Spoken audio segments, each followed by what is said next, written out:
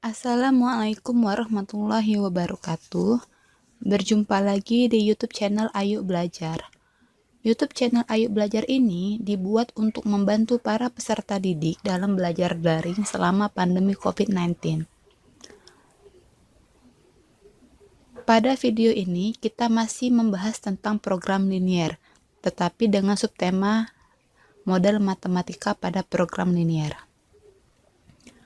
Adapun kompetensi dasar yang akan dicapai pada materi ini tertuang pada kompetensi dasar 3.2 dan 4.2, di mana isinya untuk kompetensi dasar 3.2 yaitu menjelaskan program linier 2 variabel dan metode penyelesaiannya dengan menggunakan masalah kontekstual. Dan kompetensi dasar 4.2 isinya yaitu menyelesaikan masalah kontekstual yang berkaitan dengan program linier 2 variabel.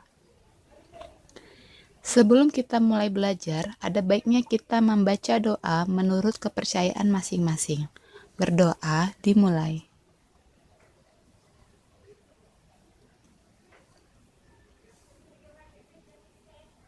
Selesai. Ayo kita mulai belajar model matematika pada program linier. Perlu kita ketahui bahwa masalah yang hendak diselesaikan dengan kaidah program linier biasanya mengandung beberapa syarat untuk dipenuhi oleh variabel-variabel seperti X dan Y. Oleh sebab itu, langkah pertama yang dilakukan dalam program linier adalah menerjemahkan syarat-syarat tersebut ke dalam bahasa matematika yang berbentuk sistem pertidaksamaan. Sistem pertidaksamaan ini mengungkapkan semua syarat yang harus dipenuhi oleh X dan Y. Sistem pertidaksamaan ini disebut sebagai model matematika. Dalam menyusun model matematika, yang perlu dipahami adalah implikasi dari semua ungkapan yang menyatakan syarat-syarat pada masalah. Perhatikan tabel di bawah ini. Tabel di bawah ini merupakan sebagian contoh implikasi suatu ungkapan yang berhubungan dengan tanda-tanda ketidaksamaan. Yang pertama, nilai Y di antara 2 dan 6. Artinya, Y lebih dari 2 dan kurang dari 6. Maka, Y itu berkisar di antara angka 3, 4, dan 5. Maka, penulisan pertidaksamaannya ialah Y lebih dari 2 dan Y kurang dari 6, atau bisa kita tuliskan seperti ini. Bacanya Y kurang dari 6 dan Y lebih dari 2. Nomor 2, nilai X melebihi 2 tetapi tidak lebih dari 8. Artinya X sama atau kurang dari 8 tetapi lebih dari 2. Maka Y itu maka X-nya berkisar di antara angka 3, 4, 5, 6, 7, dan 8. Maka X bisa dituliskan seperti ini. X lebih dari 2 dan X kurang dari sama dengan 8. Atau bisa dituliskan seperti ini. X kurang dari sama dengan 8 dan X lebih dari 2. Contoh nomor 3. Nilai Y kurang dari 12 tetapi tidak kurang dari 5. Artinya Y sama atau lebih dari 5 tetapi kurang dari 12. Maka nilai Y berkisar di antara 5, 6, 7, 8, 9, 10, dan 11. Maka penulisannya Y lebih dari sama dengan 5 dan Y kurang dari 12. Atau bisa kita tuliskan seperti ini. Y kurang dari 12 dan Y lebih dari sama dengan 5. Yang keempat, nilai X sekurang-kurangnya 10. Artinya X itu sama atau lebih dari 10 dan seterusnya. Maka nilai X adalah 10, 11, 12, dan seterusnya. Maka penulisan pertidaksamaannya adalah X lebih dari sama dengan 10 dan seterusnya.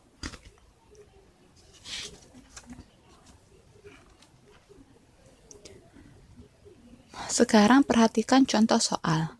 Terjemahkan syarat-syarat berikut ke dalam model matematika, kemudian tentukan daerah himpunan penyelesaian yang memenuhi 1. X dan Y masing-masing sama atau lebih dari 0. 2. Jumlah 2X dan Y tidak boleh melebihi 6. 3. Jumlah 3Y dan 2X kurang dari 12. Penyelesaiannya, model matematikanya bisa kita tuliskan dalam bentuk tabel. Yang pertama, X dan Y masing-masing sama atau lebih dari 0. Sama atau lebih dari 0. Artinya X lebih dari sama dengan 0 dan Y lebih dari sama dengan 0. Yang kedua, jumlah 2X dan Y tidak boleh melebihi 6.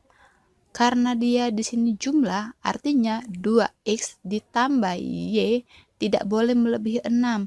Berarti tandanya kurang dari atau sama dengan 6. Maka penulisannya 2X plus Y kurang dari sama dengan 6. Yang ketiga, jumlah 3Y dan 2X kurang dari 12. Jumlah berarti ditambahkan. 3Y ditambah 2X kurang dari 12. Karena di sini kita gunakan variabel 2X X yang pertama, maka penulisannya 2X plus 3Y kurang dari 12. Selanjutnya, untuk persamaan yang pertama, 2X plus Y sama dengan 6. Saya gunakan titik potong terhadap sumbu Y, maka X sama dengan 0. Substitusikan X sama dengan 0 ke persamaan ini. Sehingga 2 dikali 0, 0 ditambah Y sama dengan 6. Maka nilai Y sama dengan 6. Sehingga titiknya 0,6. Yang kedua, saya gunakan titik potong terhadap sumbu X. Maka Y sama dengan 0. Karena Y sama dengan 0, sehingga 6 dibagi 2. Maka nilai X-nya 3. Sehingga titiknya 3,0. Selanjutnya untuk persamaan yang kedua, 2X plus 3Y sama dengan 12. Sama seperti yang persamaan pertama, saya gunakan titik potong terhadap sumbu Y. Maka X sama dengan 0.